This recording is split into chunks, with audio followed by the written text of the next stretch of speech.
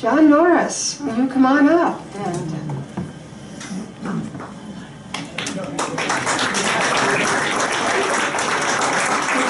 good to have you back in Jackson County, John. Well, I was told we were going by first name, which apparently... That's great. No, God, you did. Thank you. Hey, first of all, thanks, Donna and Roberta, for all your work. Doing all your work, and appreciate that. And thanks for the opportunity to share with you today. Great to be in Maquoketa in Jackson County. And well, a lot of new faces out there. I could start telling you a little bit about myself and some policies I think are critical, and I'll end on some politics, and then hopefully talk to some of you afterwards if I don't cover some issues you want to ask about. I am a Iowa family farm kid, grew up in southwest Iowa, down by Red Oak. Montgomery County is my home county. If you're not familiar with Montgomery County, it's a little bit tougher sledding for Democrats down there. We've had one Democrat in the courthouse since FDR for one 4-year term. But I grew up with the great opportunity of volunteering for Tom Harkin when I was in junior high. Wow. Tom Harkin. Yeah. Tom hates it when I say it that way. My dad was an early organizer for the National Farmers Organization, helping farmers collectively bargain for fair prices.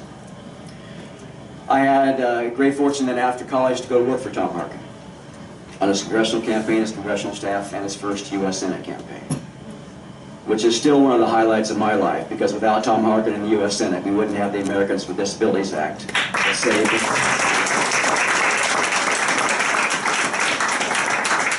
it's impacted the lives positively for so many Americans. After that, I went to work to organize the Iowa Farm Unity Coalition during the farm crisis in the 1980s, when we built a coalition of labor organizations, faith-based organizations, and progressive farm organizations to try and save the family farmer. We actually had a Democratic legislature back then. We passed some meaningful legislation that helped keep some families on the land. We lost far too many. Just a couple weeks ago, I was over in Iowa City at the Crisis Center.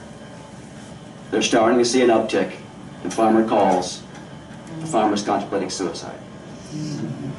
That recalls too many memories for me, because we ran a hotline for farmers back in the 80s for farmers contemplating suicide. After that, I went in the restaurant business, a little town called Greenfield, Iowa, west of Des Moines. I was vice president of my Chamber of Commerce and helped my local community try and develop their economic opportunities. If you've ever thought about going in the restaurant business, though, please see me before you leave here tonight. I loved it and loved that small town, but I went back and left there to go help Tom Harkin run for president, which unfortunately was short-lived. Went back to law school. I was going to practice law, but I got drawn back into politics. And in 1998, I was elected chairman of our Iowa Democratic Party. In 1998, Iowa had gone 32 years, the longest of any state in the country, without electing a Democratic governor. When I was elected, our party was in deep debt, hadn't made 2 payrolls, and Tom Vilsack was 20 points behind in the polls. In 5 months, we turned it around and elected the first Democratic governor in the state in 32 years.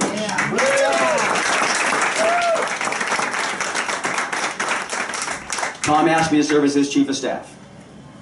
So I've got some experiences in cleaning up messes left by Terry Branstad. We are going to have a bigger mess in 2019. Yeah. But we balanced a budget that was in negative spending back then, and reprioritized our state government to fight for people. I assembled a cabinet for him and began to deploy a government that actually, as I said, fought for people. I also managed his energy policy and developed the legislation that led to the wind energy build-out in Iowa today. So he subsequently appointed me chairman of the Iowa Utilities Board. And when I left in 2009, we had become the national leader in energy efficiency per capita, and we're on the cusp of becoming the national leader in renewable energy. Which is particularly disturbing to me, because this legislature this week gutted those energy efficiency laws that help so many people in battle climate change, and are taking away the solar tax credit just when our solar industry is ready to take off in this state, killing jobs, and again, a better environment and battling climate change. Just one example of what they're doing to take our state backwards. But President Obama then appointed me to be on the Federal Energy Regulatory Commission with my task and mission to do what we've done in Iowa, advance the cause of renewable energy and energy efficiency to battle climate change. Now, I'm probably the only person that had the good fortune of being held up by the U.S. Senate for a year for my confirmation. Senator Snow from Maine put a hold on me. It had nothing to do with me, just Washington politics. But it gave me an entire year to serve as Chief of Staff at the U.S. Department of Agriculture. This time transitioning from the Bush administration. There's a pattern here of cleaning up these guys' messes. But that was a great opportunity, both to manage over 100,000 employees and over $100 billion budget. What I'm most proud of is we began to change the culture at USDA to not just be about industrial scale agriculture, but we focused on local foods and funded farmers markets all over the country and started people's gardens. Then after I completed my term on the Energy Commission, which we did advance the cause of renewable energy, I served for 2 years as the U.S. representative to the United Nations for agricultural policy.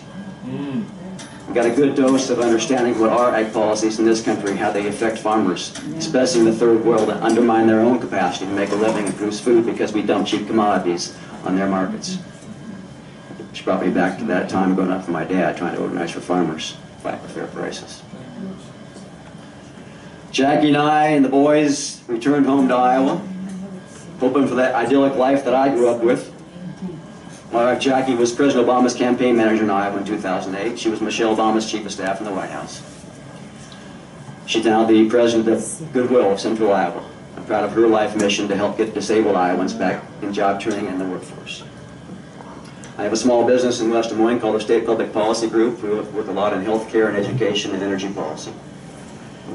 And then Tom Vilsack wanted to have breakfast a little over a year ago. I thought it was just to get reacquainted. He encouraged me to think about running for governor. He said, you know the job better than anybody else, you know how to get there better than anybody else, and what you think about it? My first response was, well, that wasn't on my bucket list, Tom. But I began contemplating it during last year's legislative session. And it was nothing short of an assault on workers, abandonment of our children, disrespectful to women, and neglectful for our environment.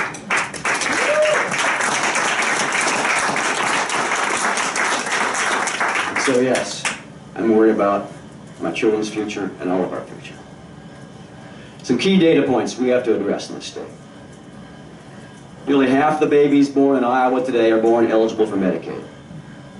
Free and reduced lunch has doubled in the last 15 years. Now think of that challenge for our classroom teacher, the bedrock of our public education system. Now having half of our students arrive either food insecure or from a single-parent home working 60 hours a week to make ends meet on our low wages, a substance abuse home or domestic violence home. What are we doing to equip our school system to meet those challenges so all of our children can reach their full potential? Layer upon that the increased number of English language learners we have in this state, which are a great addition to our state for diversity and helping our workforce and repopulate rural Iowa, but that's another set of challenges our schools have today that they didn't have when I grew up at Red Oak Public Schools. Back when we expected to be the best in the nation in education, we'd get mad sometimes if Minnesota got ranked ahead of us. Yeah. But now this governor accepts mediocrity. Yeah. You can see it through the stripping way of collecting bargaining rights for teachers. We have Minnesota right now advertising for our teachers and going after our young teachers, saying, come here, we'll treat you with respect. And the underfunding of education is not equipping our schools to make sure we can meet those challenges. Now, add this to it. 1 in 5 children will have some form of mental health issue in their life, in their childhood. And even higher rates amongst those children, now half of our population coming into schools under stressful home environments. And we have no children's mental health system in the state of Iowa. We have a broken regional system for adults. And now the privatization of Medicaid, layer that on top of that, and the low reimbursement rates and bureaucracy we're forcing healthcare providers and mental health providers to go through is chasing them away from our state when we need them most. Now, as I crisscross this state talking to business and manufacturers, they tell me their biggest concern, they're actually turning down orders because they can't get workforce. Now, the first thing I tell them is, did you consider raising wages? But it is a bigger problem than that. We have half of our children who aren't going on to college. And what are we doing to create an economic path forward for them in their local community? With the failure of our education system in the early years in children's mental health, but also I believe for those children who aren't going to college, that junior and senior high school, They need to be in a job skills training program and a life skills training program, because many of them haven't seen someone show up for work. And actually earning a paycheck before they get out of high school. So they make better choices, because right now too many of them are making choices that are making them less employable or unemployable.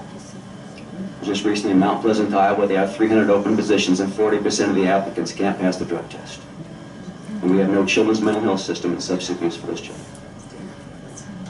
We are letting our future road, but our chief executive officer of this state and her director of economic development have stated our #1 economic development strategy is to lure out-of-state companies here with tax cuts,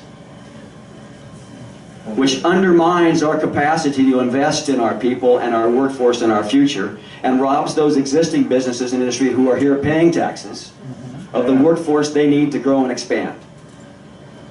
And that's a warped set of priorities, and it's undermining our future, and we have to stop it. Right.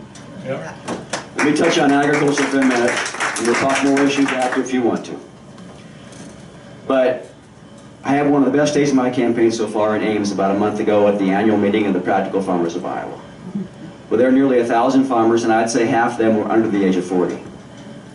Some Iowans, some moved to Iowa because they see this valuable soil we have, this land, and want to make a living sustainably and through diversified agriculture. And that day I saw the future of the repopulation of rural Iowa on the farm side. Yeah. We're always going to be a big commodity state. But our future is not in the mass production of #2 yellow corn for a loss. And we're going to repopulate the farm sector with diversified and sustainable agriculture. Yeah. And we should not have been zeroing out the funding for the Leopold Center. I testified there yesterday at their meeting. We should be doubling the funding for public research. And for public research and extension, we should be helping farmers transition.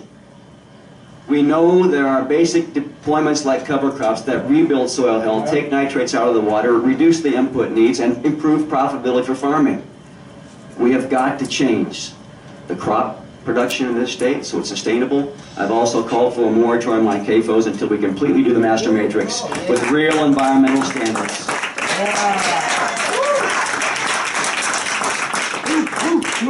Because too much E. coli is getting into our fractured bedrock from the inappropriate distribution of that animal waste.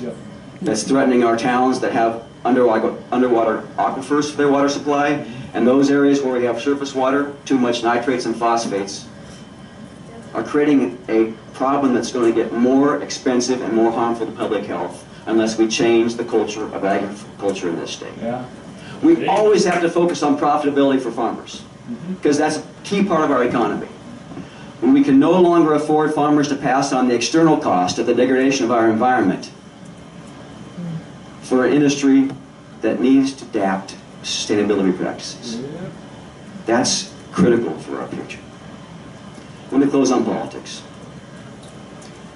In 2002, Tom Harkin won 82 counties, and Tom Vilsack won 62 counties. In 2006, Chet Culver. So Tom Vilsack won 68 counties, Chet Culver won 62 counties. In 2014, Jack Hatch, our gubernatorial nominee, won 1 county. And Bruce Braley, our U.S. Senate nominee, won 15 counties. And in 2016, Hillary Clinton won 6 counties. Now, you all familiar with Einstein's definition of insanity? If we do the same thing over and over again in 2018, you're crazy to expect a different result. Now, I know it's counterintuitive in a Democratic primary for me to spend so much time in rural Iowa, but I have been. Because if we don't win back rural Iowa votes with a vision for rural Iowa's future, we will still be the minority party in 2018.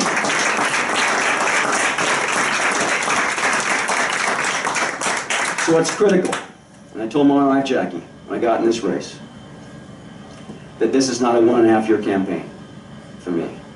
This is a 3.5-year campaign, or however long it takes.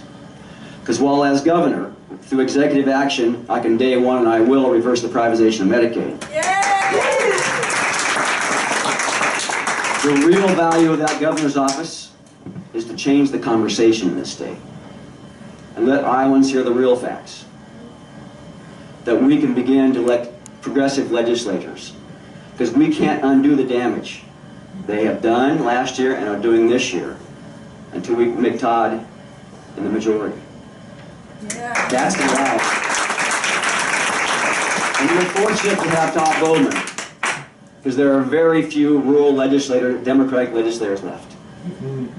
As I traveled this state, so many of them said, well, it's because we never saw our gubernatorial candidate. We never saw our U.S. Senate candidate.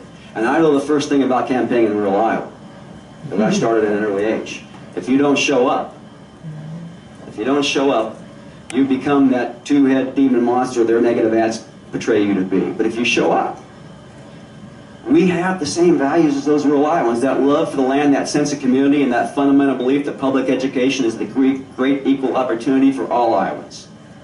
And we reconnect on values, and then have a policy agenda they can get behind for their future. Then we win. Because we win because we have a message that can help rebuild rural Iowa. I say the same thing in downtown Des Moines, and I said the same thing in downtown Cedar Rapids last night. If it erodes all around our urban areas, they can't afford to support the human and physical infrastructure of the entire state. So this is in all of our interests, just as a matter of the state and economic opportunity, but it's particularly in our interests as Democrats if we want to win again. If you look at my brochure back there, you'll see in the back my 3 sons, 3 middle schoolers, all 3 Boy Scouts. And I'm tired as a parent having to replan Boy Scout camp outings because you can't swim in that lake. Now what signal is that to our children, who I hope want to choose to stay here? If you can't swim in our lakes and streams and rivers, enjoy recreation in this state, you can't see an educational system that they want their children to be a part of. And we as a state government are dropping our moral responsibility. I've worked for a lot of politicians. I marched with Cesar Chavez for environmental justice in California 30 years ago next month. I marched with Paul Wellstone in 1999 at the battle in Seattle against the WTO and what it was doing to workers and farmers. As Tom Vilsack's chief of staff, I sat at that negotiating table and asked me for the first time in 30 years put in new employee orientation, so asked me had the opportunity to tell the benefits of union membership the first day on the job of a new state employee. I put in the project labor agreements at the Vision Iowa project so construction unions could get those jobs and good paying jobs. If we don't raise wages in this state and support our workers and build a better future for so many families in Iowa, we won't win. We won't win as Democrats. We won't win our future. That's what this election has to be. So I'm going to continue working in rural Iowa. I'm counting on you for an unapologetically passionate candidate for rural Iowa, because it's our future as a state and it's our future as a party to win in this state. And it's about making sure those children of mine have a state that they want to choose to live in and can be part of our future. I'd love to have your support. Thank you very much.